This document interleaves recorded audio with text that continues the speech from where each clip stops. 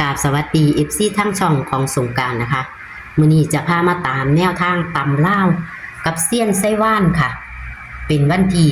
9มิถุนายน69นะคะวันอังคารนะคะเลขวิ่งเพิ่นค่ะพี่น้องเพิ่นให้5กับ7นะคะกะมา5กะมา8 5เด้อค่ะพี่น้อง8 5 2 6เนาะเลขออกเนาะเลขวิ่งเพิ่นเข่าเด้อค่ะเพิ่นจับคู่ให้2 7พี่น้อง4 2 7ต้องแต้มหนึ่งคือ2 6เนาะค่ะพี่น้องอ้าวมื้อนี้มื้อวันที่9มิถุนายน69ตำลาววันอังคารนี้มื้อนี้จะเป็นตัวใดเฮาไปรับชมรับฟังกันได้เลยค่ะสวัสดีค่ะอันโทรกับขึ้นไปอยู่ดีบางหันสายหรือบ่ว่างขอให้มาเมื่อกี้ฮะมาเมื่อกี้ รับจังไดมารับบ่ทันไปกินข้าวอยู่มาเลยบ่เลยมาโทรกลับคืนพันสายเลยบ่ว่างซ้ำก็เลยรอให้เว้าธุระเสร็จก็เลยโทรมานี่ล่ะเสี้ยนไปใส่มามื้อเช้าก็โทรอยู่ก่อนวัดเจ็ดค่ะน้อยย้อนไปหาตัวเลขบ่หรือว่าไปหยังสันดอกว่ามาแม่มาวัดเจ็ดแม่เขาวัดเจ็ดโอ้บัตรคนจนได้น้ำเพิ่นบ่ได้โยกเฮียนข่อยได้ผู้เดียวกันยังวะได้แต่พอบ้านเอาหน่อยโอ้บ่รวยแล้ว รวยจะได้โทรศัพท์กะห่างนี่โทรศัพท์ใครตัวโทรไปหาเจ้าได้นี่มันล้วนแม่มันหน้าจอมันแตกมันหน้าจอแตกแล้วบัดนี้แป้นพิมพ์มันบ่เห็นคุ้มเฮ็ดว่าซั่นสิได้โทรสวยติว่าซั่นก็สิโทรเช้าๆอยู่ค่ะเลขเจ้ากับเขาหาอยู่เนาะเจ้าวิ่ง5กับ7ไปเข่าหาเป็นออก8 5แม่นบ่ค่ะ8 5 2 6เนาะ3 4 8 5 2 6ให้52ก็ไปออก6 2 7 2 6เนาะขึ้นแต้มไก่เชียงอยู่ค่ะผู้เพิ่นจับทิศจับทางถือเพิ่นสิไปขึ้นไปลงเอาอยู่ดอกติ อ้าวบ้านนี้ลืมได้ค่ะวิ่งข่อยเว้าหลายจังหน่อยจริงนะ2กับ4แม่นบ่แม่น2กับ4บนล่างเนาะจับคู่จอกเกต2 7จอกแปด2 8บ่ครับ2 8ต้องเข้า2 9 40 40 70 08 08 09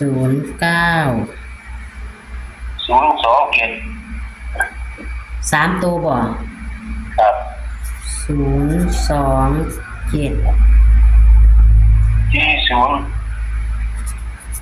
40หยังก็40ซื่อๆนี่บ่บ่ตีที่ตัวแม่ที่ตัว40หยัง27 4027 7027นี่บ่บ่พอ7027ข่อยหังปึกอยู่บ่เว้าเมื่อสุดโตข่อยก็หัวข่อยก็บ่ไป เอามันเป็นเลข27ตัวที่เจ้าเน้นไว้ให้อันวันที่8ขึ้นตัวนี้ อืม มันมาเข้ากองไหม มันมาของเก่าอืมแต่ว่ามันก็มาแต่ของเก่าล่ะ26มันก็บ่แม่นออกไปแล้วนั่นบ่เหมืองบาง กอง 2-3 เขาเห็นไม่เห็นขี้เขาเอาคู่ไหม หืม เขาเห็นขี้เขาเอาคู่ทั้งนั้น อืมบัด จะ นี้ มีออก อันนี้เจ้าเน้นตัวใดนี่ ต้องกินต้องกินแน่ต้องกิน 2เกต ต้องกิน ค่ะ เนี่ย ฮะ เจ็ดศูนย์ 70 ครับ 2ตัวเท่านี้ เนี่ย แต่เน้นคักๆคือ2เกต ครับ อ๋อค่ะ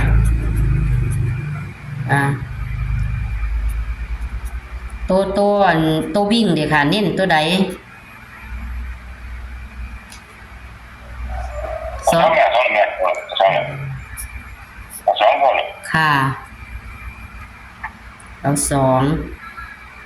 ก็จะท้วนเนาะค่ะ เลขจับคูเลขวิ่งมี2กับ4เน้น2รูด2เนาะก็จับคูมี27 28 29 40 70 08 09เน้นที่27กับ70นะคะเลข3ตัว027เลข4ตัว4027 7027ให้มาจักเทียในเด้อนี่เลข4ตัวนี่เลข3ตัวก็มีหางเดียวมีแค่นี้เนาะค่ะเซียนค่ะก็ขอบคุณค่ะที่ให้แนวทางนะคะค่ะสวัสดีค่ะเพิ่นเป็นเว้าหน่อยๆพี่น้อง เซียนเพิ่นสิบ่เว้าหลายจักเที่ยเด้อค่ะพี่น้องเลยก็เลยสรุปนะคะก็เลยสรุปแล้วก็ให้เพิ่นพักผ่อนนะคะเพิ่นอาจจะมีแนวทางให้หลายช่องค่ะพี่น้องเซียนผู้นี้เพิ่นจะมีแนวทางให้หลายช่องนะคะเพิ่นเป็นคนดังคนหนึ่งล่ะค่ะฟังมานะคะเพิ่นเป็นคนดังคนหนึ่งนะคะเซียนไซว่านนะคะพี่น้องเพิ่นก็มีสื่อหลายสื่อค่ะพี่น้อง FC อาจจะหูนะคะฟังเสียงเพิ่นแล้วนะคะเพิ่นจะเป็นคนเว้าไวๆคำใดเพิ่นเว้าบ่ฮู้เรียงแอดก็พยายามย้ำถามเพิ่นนั่นล่ะค่ะพี่น้องบางคำแอดก็บ่ฮู้เรียงน้ำเพิ่นคือกันบางคำก็ฮู้เรียงนะคะพี่น้องขอโทษแทนเพิ่นเด้อค่ะพี่น้องเด้อขอโทษแทนเพิ่นแต่ว่าตัวเลขแนวทางของเพิ่นก็รู้สึกว่าจะเดินดีคือเลขวิ่งนะคะพี่น้องเลขวิ่งเพิ่นสายวิ่งสายแล่นบ่ควรพลาดนะคะบางเที่ยเพิ่นก็จะให้ตัวเดียวกับเขาดีค่ะพี่น้องนิ่นว่า2กับเขา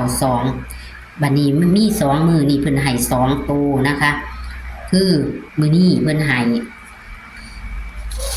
2ตัวก็คือมี2กับ4แต่ว่าเพิ่นเน้น2คือรูด2ค่ะพี่น้องรูด2นะคะเลข3ตัวเพิ่นให้หางเดียวพี่น้องบางเที่ยก็ให้พี่น้องตัดลิ้นเอาเด้อเลข3ตัวบางเที่ยจะออกทางหน้าเพิ่นให้027ค่ะพี่น้องเลข3ตัวนะคะเลข4ตัวก็มี2หางค่ะพี่น้องวันที่8มื้อวานนี้ค่ะพี่น้องวันที่8เมื่อวานนี้นะคะนี่เพิ่นให้5กับ7ค่ะพี่น้อง5กับ7มา5เลขออก8526เนาะค่ะมา85ลางค่ะพี่น้องวันที่8ตำเล่าเมื่อคืนนี้ล่ะค่ะบ่ผิดหวังแต่ว่าจับคู่เพิ่นบ่เข้านะคะเพิ่นให้27ออก26นะคะจับคู่นะคะนี่ค่ะตัวเลขแนวทางเพิ่นตะวันที่8ตัวเลขแนวทางวันที่8เพิ่นกับเขาเลขวิ่งมื้อนี้วันที่9มิถุนายน69ตำเล่านะคะเพิ่นก็ให้วิ่ง2กับ4บนล่างนะคะพี่น้องเพิ่นให้รูด2นะคะ รูดสองตะเกาเพิ่นเน้นกับบ่พลาดดีค่ะจับคู่ก็จะมี7หางนะคะเน้นก็คือ27กับ70เด้อค่ะพี่น้องตัวเน้นเพิ่นนะคะส่วนเลข3ตัว027เลข4ตัว4027 7027ค่ะแคปหน้าจอค่ะพี่น้องค่ะก็คือตำล่าวของเซียนไส้ว่านนะคะเลขวิ่งสายแลนบ่พลาดค่ะพี่น้องเอาโชคหมานกับเซียนไส้ว่านผู้ใดอยากเป็นกำลังแรงใจให้เพิ่นกระทักเพิ่นไปได้ค่ะแอดจะขึ้นเบอร์โทรเพิ่นให้เด้อค่ะพี่น้องเซียนไส้ว่านพอบ่ประสงค์ออกนามเซียนผาสุกนี่ล่ะค่ะแอดขึ้นเบอร์โทรของเพิ่นเองเลยเด้อค่ะพี่น้องเอาขอให้โชคให้หมานค่ะขอมักกับกดไลค์ใช่กับกดแชร์ค่ะพี่น้องกดไลค์กดแชร์ให้กับช่องของน้อยๆของสงกรานต์ให้ได้เติบโตในเด้อค่ะพี่น้องคลิปนี้ก็ขอเฮงๆปังๆค่ะมื้อแรงนี้สวัสดีค่ะ